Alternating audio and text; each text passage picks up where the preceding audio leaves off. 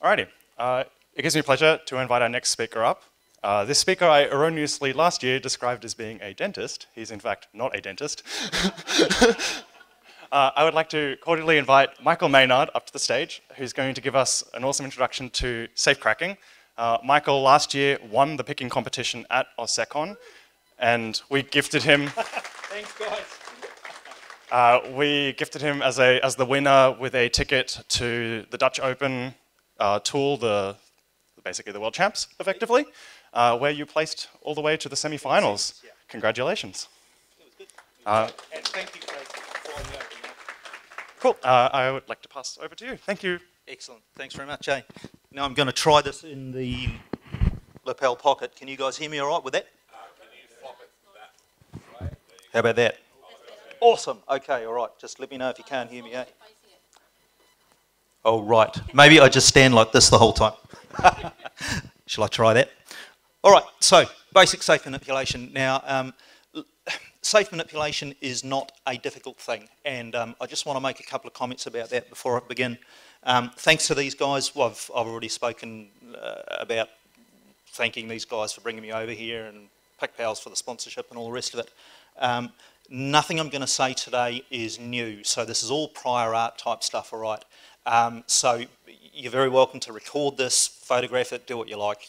We are not talking about complex new things, all right? So we're all clear on that? We're cool? All right. So my goals here are to, first of all, impart an understanding to you guys about how these safe locks work. So they're a fascinating beast, eh? They really are, and I love them because they're interesting, they're an example of really good design, they're just a wonderful piece of equipment.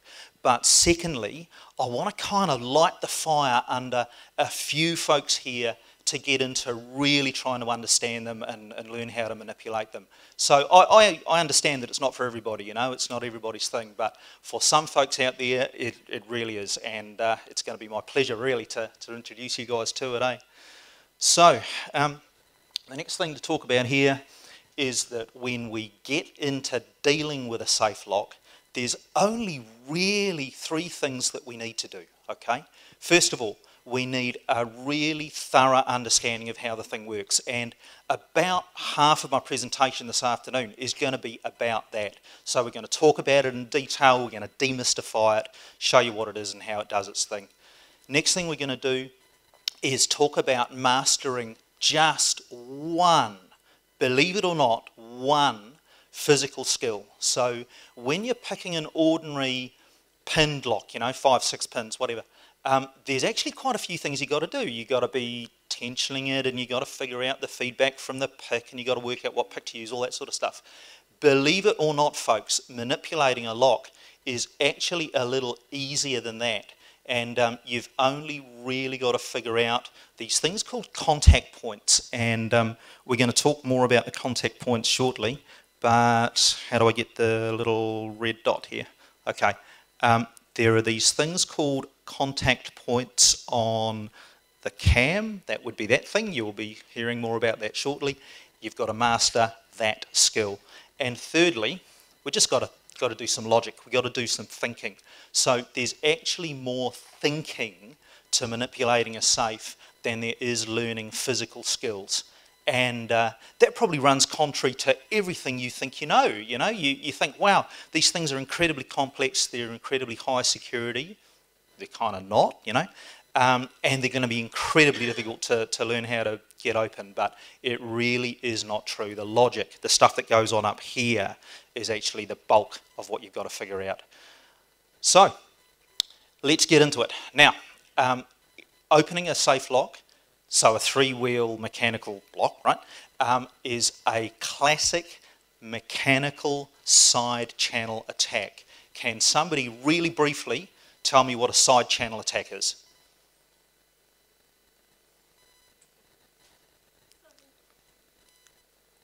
Okay, a side channel attack is where you are trying to get the system to leak data, but in an indirect manner. And Null Wolf is going to be talking in great detail about this later on this afternoon. The bottom line, though, is if you're trying to get the lock to tell you something, you could either do that in a direct way or an indirect way. Now let's have a think about single pin picking. Does somebody want to hazard a guess here? Is that an indirect attack? Is that a side channel attack? Or is that a direct attack?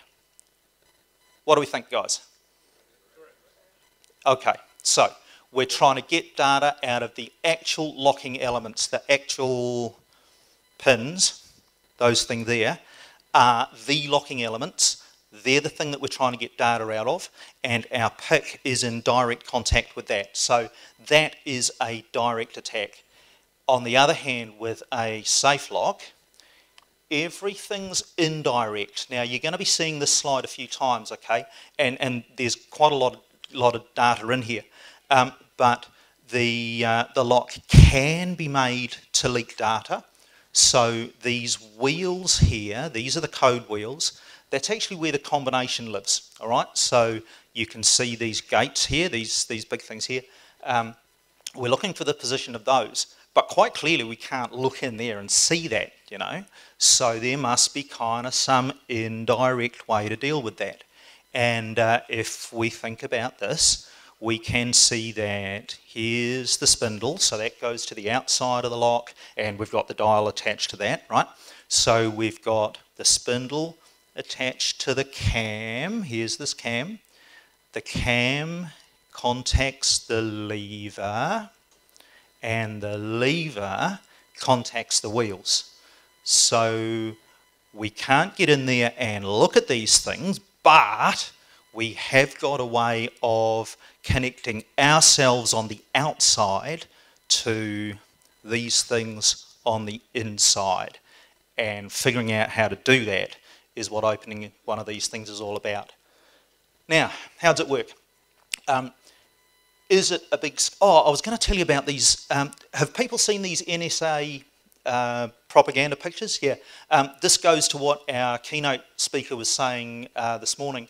The NSA has got a PSYOPs department, right, and they work on their own staff as well as everybody else. So we heard about the eyes looking down at you over the top of the dishes in the sink or whatever.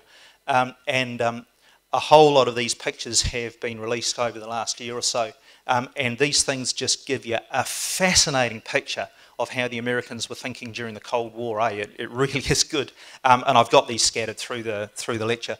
So, is in fact this thing a big scary bear? Well, actually kind of no, it's not. Once we break it down, it's a fairly easy, simple kind of a mechanism. And the next three topics, next three things we're going to talk about is breaking that mechanism down and telling you how it does its thing. So, every lock, every system, I don't care what it is, has got three stages in its operation. First of all, we need to enter the code. So we need to tell the lock something. We need to get data in there somehow. Then, second stage, the lock needs to figure out whether we got it right. So it has got a code authentication stage. The lock has to ask a question and say, okay, did the operator know the thing? Did they tell us the thing? Did they do the thing? Right? So it's got some sort of gadget that does that. And then thirdly, if we entered the code correctly and if the code was authenticated correctly, then finally the lock is going to move some element. So some physical thing will rotate or it will slide like a bolt, whatever. And once we've done that, we've got the thing open. Now, if there's three stages, right, then there are obviously going to be weaknesses we can exploit and things that we can do at all of those three stages. There are things that we can kind of make use of, you know. And let's have a think about a 5-6 pin lock. So we're all familiar with this. Okay, let's have a think about it. The Yale style lock is a work of genius. It really truly is. Okay, it's incredibly simple. And all of these three operations are carried out in a very, very easy and compact, I guess is the word I'm looking for, fashion. So you put the key in, that would be the, which step, guys? Code entry, yeah, absolutely, okay. You try and turn the key. What's happening there? What stage is that? Absolutely. So did you know the thing? Did you put the right thing in? Do you have the right data to make this happen? And then in that very same movement, we are now accomplishing the third step, which is moving the locking element, right? So all those three stages happen in a very, very compact time frame. Now, that is the great genius of the Yale lock, right? But it's also really, really, really its major weakness. So the reason that these things are so easy to open is that there are all sorts of things we can do to exploit this thing. So we can put the data in a different form to what it's used to, you know. So instead of the key going in, we can stick a pick in there, and we can do things to the code authentication stage. So maybe we can bounce pins out of the way and spoof it like that, you know. So there's lots of different things that we can do to it. Now, with a safe lock, these three stages are kind of separated. So with the 5-pin lock, the pin tumbler lock, everything happens pretty much in one go, very simple. Okay. With the safe though, the code entry stage is a little bit longer and more tedious, you know. So with a standard group 2 lock, you have to dial it 4 times to the left, 3 times to the right, twice to the left again, and then once round to the right to do something. We'll talk about the something in a minute. So does anybody know why? Let's have a think here. Why would you have to turn the dial 4 times in one direction to get this thing started? Any ideas? Okay, so you're moving something into place, aren't you? How come it's 4 times? Absolutely. Okay, so this is where it gets cool. Now, I'd really like a show of hands here, folks. Just really briefly, can you raise your hands if you really know how a 3-wheel lock works, just quickly? Okay, cool, all right. On the other end of the scale, can you raise your hand if you've got absolutely not the remotest clue? So there's a few. Awesome, okay, that was what I was hoping for. And then in the middle here, we're going to have a few folks who have a fair idea but aren't that sure. Raise your hands there too, guys. Yeah, so we're pretty much, this is what I'd expect, you know. We've got a few folks who know really how it works, but the bulk of us don't have too many ideas about what's going on inside there. So why don't we demystify it right now? 4 times round to the left. Okay, so 4 somethings need to rotate. Now, here we've got 1 cam, 1, 2, 3 wheels. 3 plus 1 is 4, okay. So obviously 4 wheels of some kind need to rotate. Now, the way that it works, and this is just so gorgeously elegant and simple that you wouldn't believe it, is that on the back of each one of these wheels, be it the cam or the code wheels, there's a little drive pin. And on the front of the next little disc here in line, there's a little driven pin, okay? Now I'm just going to put my mic down for a second because I need to demonstrate how this works. The pins catch each other and drive the lock around, okay? So, just going to dump this for a minute.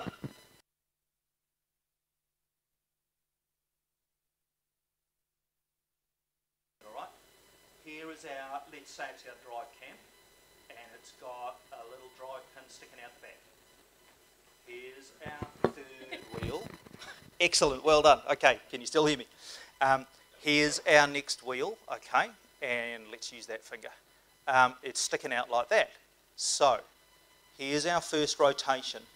Just the drive cam rotates, then it comes round and starts rotating that wheel. Then that goes round and it picks up the next one and the next one. So there's our 4 rotations. So once we've rotated this 4 times, we've picked up all of those wheels. Now, When we go back the other direction, hey, guess what happens? It just starts all over again. So let's say we've come round once clockwise, we go back the other way, and that drive pin comes round again, and the cycle starts again. Isn't that just so really simple and elegant? You look at it and you think, my God, how do you make all those wheels operate independently? You know, how could you possibly do that? And the answer is so simple. You've just got those little pins driving it. I will show you a video of that shortly. So, what we're doing, we're still entering the code, okay? We dial, come back, we dial this one into position, then this one, then that one, and let's say we have now got all the gates lined up, so we've done our code entry stage. Next thing that happens is that the code authentication happens. That happens by the fence. So you're learning some jargon here, you know, you're learning some technical terms. The fence here drops into these aligned gates. So when the gates aren't lined up, you can see that the fence can't drop down. When we've told the lock the thing, once we've given it the code, it then authenticates it with the nose dropping down into the fence. So now we're authenticated and we can move on to the third stage. And the third stage is just so simple that it's cool. If you carry on turning the wheel just a little bit, then the bolt will be retracted. So we're turning this way and the lock is opened. Here's our fence. It's pulled it back because of the cam being in there, and here's our bolt open. So three easy stages, you know. I keep on hammering this. Everybody thinks it's complex. It really, really isn't. We enter the code, it authenticates the code, and then the blocking mechanism gets moved out of the way.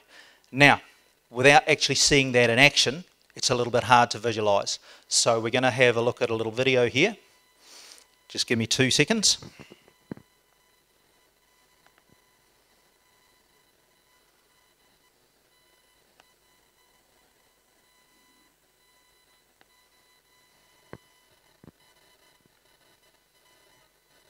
Okay, so what we're going to do, we're going to dial this open. I'll maybe stop the video a couple of times. We might go back and have a look at a couple of things. But the first thing we're going to do is enter the code. So let's do our 4 rotations in one direction. First the cam moves. Then it picks up wheel 3. Then it picks up wheel 2. Then it picks up wheel 1, and we're going to align that gate under the fence. Yay. Now let's go back the other way. Now you guys that have seen this a million times before, it's kind of ho-hum, right? But when you see this for the first time, isn't that just so elegant? Some folks sat there and thought that it through, you know, and figured that out. I just think that's beautiful. Okay, so that's the second one. Now, just let me stop it.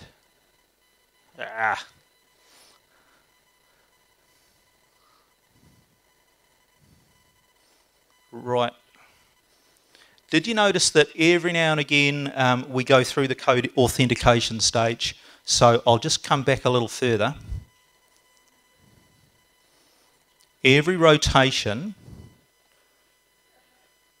the cam at the nose tries to drop into that gate. So we're about to go through a code authentication stage right there. You see that? It tries to drop in, but because we haven't got the right code in there yet, it can't quite do it. Okay, let's carry on. Okay, now we have got the code in there. Let's authenticate it. Here it comes. Yeah, okay, and now all we've got to do is that last stage, so we've got to move that blocking element, wham, and there it is. I know I use the word elegant a lot when I'm describing this, but isn't that so cool, you know? It's really neat to see. Okay, let me get that off the screen.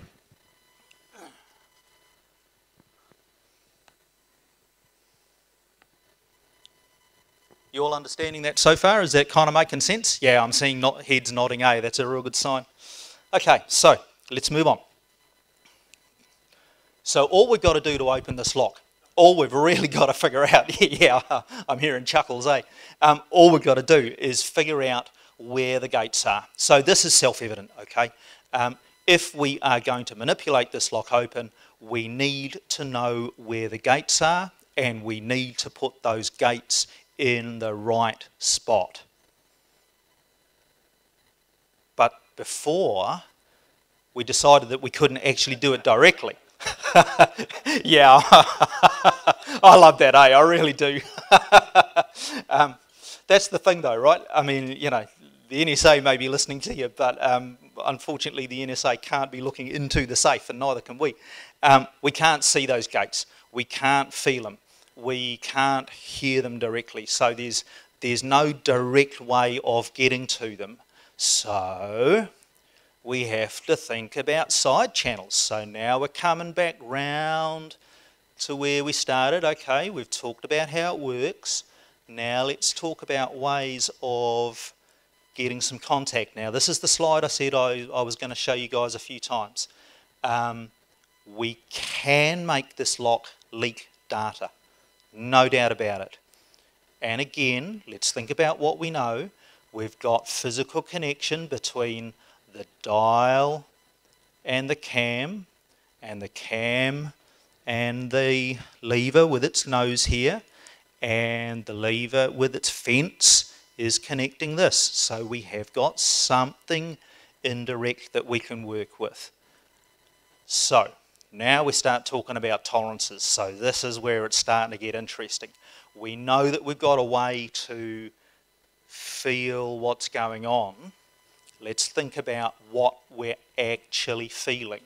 Now, I don't know about you folks, but if anybody ever asks you how you're able to pick a lock or how you're able to open any mechanical system, if you say the word tolerances back to them, you're always going to be right, you know.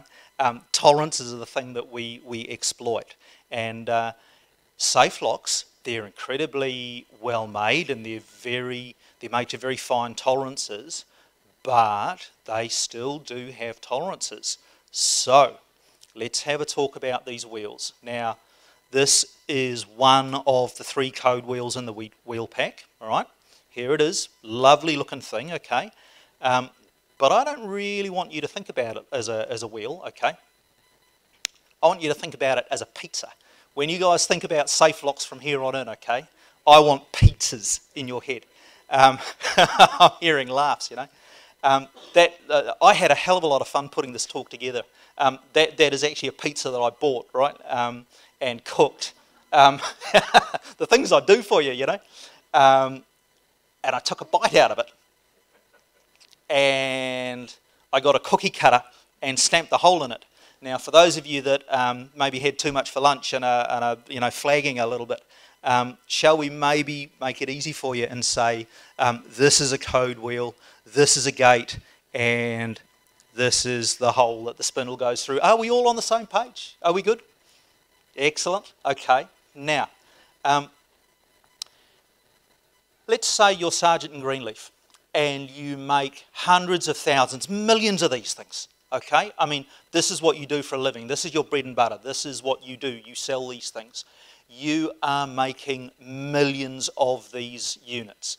Now, do you think that every single one of those wheels that comes off the production line is exactly round? I don't know about you, but my pizza wasn't, right? And the next pizza I buy isn't going to be completely round either.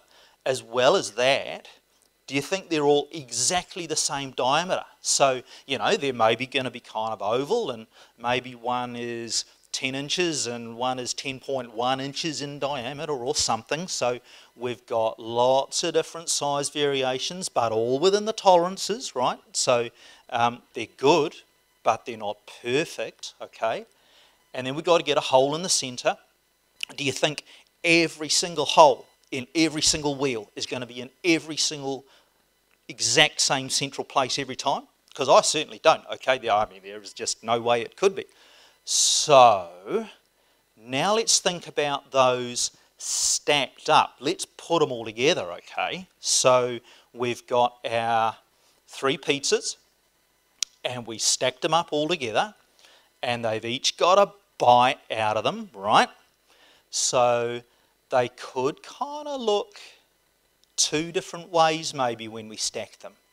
So isn't this starting to get interesting, folks? We've got our 3 wheels. They're all stacked up on a spindle, okay? But when they're all stacked up like that, maybe one of them has got a little bite kind of hanging over the edge. Wouldn't that be a nice thing to know about if we were going to try and manipulate that lock? Wouldn't it be really nice to know where that was? And maybe on the other hand, when they were stacked up, they weren't stacked up in such a manner that the bite was kind of visible, if you like. It was there was a bite kind of here, and maybe there's one under here somewhere, or whatever. But wouldn't it be really nice to know that the diameter was slightly smaller here, or there was kind of a bulge there, maybe, So wouldn't it be great if we had some way of indirectly working out that we could figure out the shape of that wheel pack? Wouldn't it be nice to kind of draw ourselves a kind of a picture of that, maybe a kind of a map, or maybe a graph, something like that. So what do we do about that? Well, it isn't going to tell us, and we can't look into it. So we'd better figure out a skill. We'd better figure out a way of getting that data out of the lock. So now we pretty much know how it works, and we pretty much know that there are some tolerances that we can exploit and some things that we can measure. Are we all on the same page on that? Are we good with that? Because if we are, we can move on and think about mastering the physical skill. What do you reckon, guys? Is there anything that we need to know? Now's a really good time for questions about how that lock works. Ask me questions. We're all good? We're not asleep because we had too much for lunch? We've all got a good idea of how it works. So we rotate it 4 times in one direction, 3 times in it, right, okay. And we know that the wheels aren't completely round. Right, let's move on. That fence, that thing that goes across and does the code checking, the authentication stage, it doesn't ride on the wheel pack the whole time, now does it? So let's have a look at this, and I want you to pay real close attention to this area here, okay? So you can see that the nose of the lever there is riding on the cam. It does that most of the time. And while it's doing that, there is daylight. There's a gap there. So right at the moment, that lock can't leak any data to us at all. Not a thing, right? There's nothing we can feel on there, okay? So here's our wheel pack here, and it's got all this information in it, and it's got all the stuff that we really like out of it. But at the moment, it ain't leaking much. But once every revolution, that lock asks ourselves, have they got it right? Did they know the code? Did they do the thing? And this little nose here, that's called the nose, right, tries to drop into the cam gate, and at the moment it kind of can't because we haven't entered the code correctly. But at this point, this is in contact with the wheel pack. Now, ain't this starting to get interesting? So once every revolution, we have got contact between the area that's got all the data, the stuff that we need to know, and something else in the lock. We've got a physical connection there. We're getting good. We're getting somewhere. We cracked it. We're geniuses. We know how to get it, right? But we can't actually feel the lever, right? because the lever ain't connected to us. Here's the fence. Here's the lever. Here's the nose. And there's still kind of daylight between the cam, which is connected to us on the outside. So we thought we had it. Oh, bugger, but we didn't. So there must be something we can do. And it turns out that we can touch the sides, these little points here of the cam gate, to the nose of the lever. Those are called the contact points. They are the points at which this makes contact. Kind of makes sense, right? Now, start thinking. This is important, right? When we have got, let's say, one gate aligned here under the fence, don't you think maybe that might drop just a tiny, tiny bit lower down? Just a tiny bit further down. So it won't be much, you know, we'd be talking about thousandths of an inch. But at this moment, when something is a little bit lower here, that fence is going to drop down just a little more. Maybe we can get some data out of that. How could we do that? Well, when it drops down that little bit further, this nose is going to contact this point and this point just slightly further down that V shape, slightly further down there. Again, not going to be much, not going to be much at all, but maybe there's a way that we can measure that and get something out of it. There's our funnel. The lower that nose goes into that gate, the narrower that gate gets. Are you with me? Am I making sense? Have I hammered it home enough? Am I getting some nods? Awesome. Okay. All right. So, finally, we've got something that we can measure. Finally, we've got the lock to leak us data of some kind. So, let's think about where we are. We've put the wheels of the lock to a known position. We put them somewhere. We've dialed the cam back to the authentication stage, and that fence, that little part of the lever, has dropped down a certain amount. Now what we can do is find exactly how much play we've got in there, so how far down that funnel we actually are. And we're only talking about fractions of a step on the dial. So we might find that, for example, and I'm making numbers up here, most of the time a contact point was 1 on the dial. But maybe when we had the wheels in a certain position, it dropped down that little bit further, and so the contact point was lower, and so the funnel was lower, and so the contact point was less than 1. So it was kind of, I don't know, 0.3 or 0.4 or something. That would give us some data about where those wheels are. So once we've got that, what are we going to do about it? Now let's see if we can get this to play as well.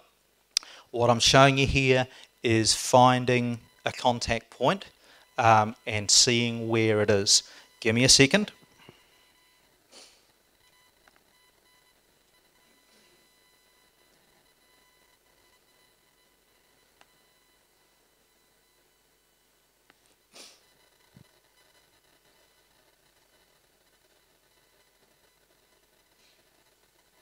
Where's my cursor, guys?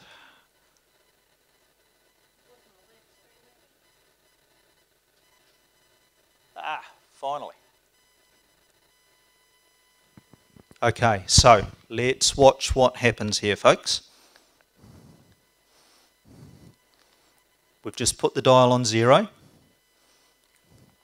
What we're about to do is dial back and drop that nose into the cam gate. So we're about to enter the authentication stage. So now we want to know where exactly the edges of that funnel are. How far down the funnel are we?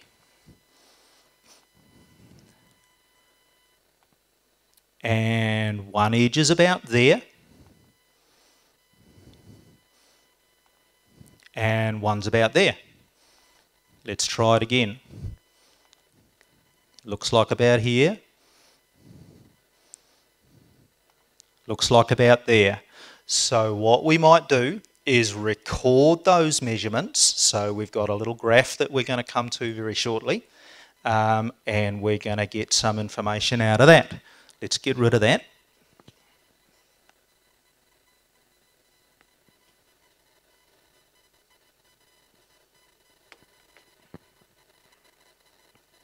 So, as we go round, we're going to get small but definite differences in those contact points. Little things that we can measure. We've made the lock leak this data to us about the shape of the perimeter of that wheel pack.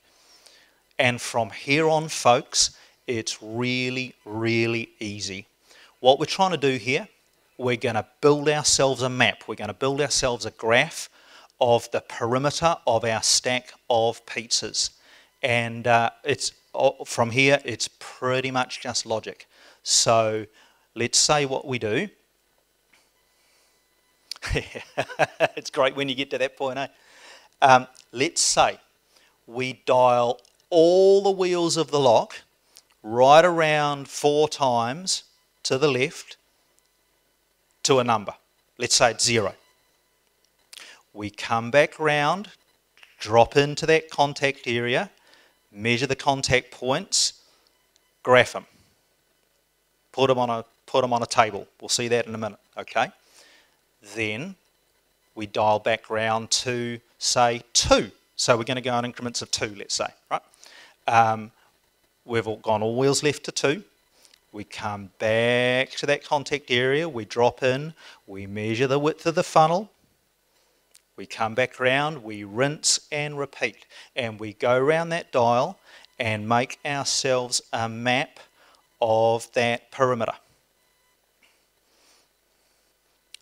That's what that map might look like. Now, there's a few different ways of doing that, okay? So some people make the graph round. I like making it linear like that. That's just the way I think. But what we've got now, guys, we've got data that we can work with. We've got something that we can do. So look at that graph and think about what that's telling you. It's telling us that the perimeter of our wheel pack is maybe a little bit kind of irregular, you know, so mostly it's a kind of a nice even kind of a circle, but there's a couple of points where there's a kind of a dip here, and in one particular area here corresponding to 60 something, 8 maybe, whatever, there's quite a big dip. So now we've got a graph that shows us, okay, the perimeter of this wheel pack is pretty round most of the time, you know, but at one particular area there's a little kind of a divot, a little bit of a dip. Now, doesn't that look a bit to you like a little bite taken out of a pizza? What do you reckon, guys? Do you think that's what that might mean? So now what we've done, we've made that lock leak the position of that little bite. Now, we don't know which of the wheels it's on yet. So there's 3 wheels on the lock, right? And it could be any one of them. But there are algorithms, there's logical procedures, there's things that we can do to make that lock leak that information to us further. And that, folks, is what the workshop's going to be. So if you're interested, what we're going to do in half an hour's time is play around with that, see if we can make some locks leak some more data to us and have a bit of fun. I hope you've enjoyed that. What I've tried to do there is really demystify it, okay? I've tried to make it as simple and as obvious as it really, really is. Thanks, folks.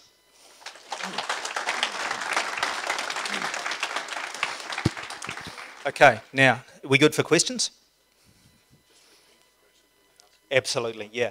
Okay, so I know what I've done there is presented a whole lot of information in a short time, folks, and I did it the way that I did because I knew that if I spent a lot more time doing this, you'd kind of get bored with it, all right? But I also know that folks are maybe going to want a little bit of clarification on some things. So please ask me anything you want as a result of that, okay? If you want some more clarification, now's a real good time. What do we want to know? Sir? Is there any chance, you showed us the pizzas. Yes? Is there any chance that if the one's overlapping, you're actually just, you don't find one of the notches? Absolutely right. Yep. So the question was, is the perimeter of our pizzas always going to show us a notch? And the answer is definitely positively no. If we go back to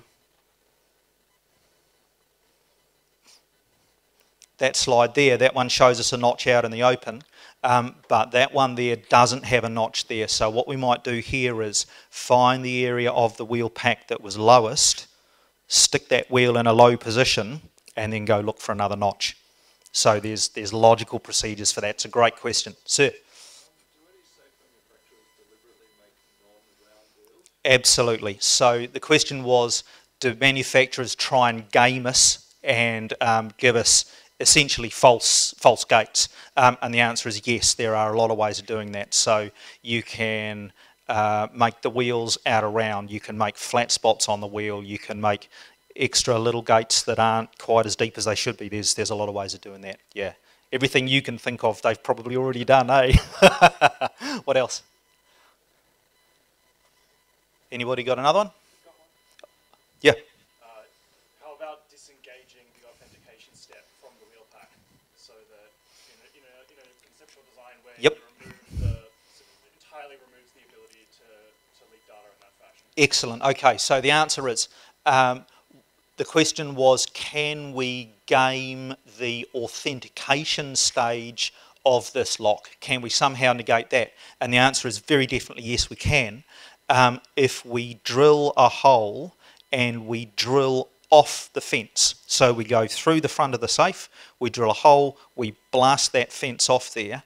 At that point, the wheel can, the lever can fall into the gate next time it comes around. So. A conceptual design where the fence is not ever riding on the wheel pack at all until some later stage. Oh yes. Again, that's if you can think of a way of making the lock not leak that particular bit of data, a better quality manufacturer has definitely done that with a better quality lock. Yep, real good question. What else, folks? Any other questions? Okay, cool. So we will be playing with a few locks in the lab in a few minutes' time. We've got about a dozen locks that we can play with. We can graph some wheel packs, we can take the back off them, we can have a bit of a play, and I'd invite you all to come down for that if you're interested. Again, thanks folks.